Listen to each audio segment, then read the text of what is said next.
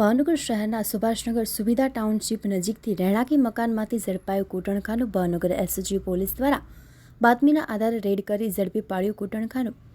SOG police દ્વારા એક મહિલા સહિત કુલ 4 લોકોની કરી અટકાયત. પોલીસ દ્વારા તમામ લોકોની અટકાયત કરી કોગારોડ પોલીસ મથકે વધુ કાર્યવાહી માટે સોંપી આપવામાં આવ્યા હતા.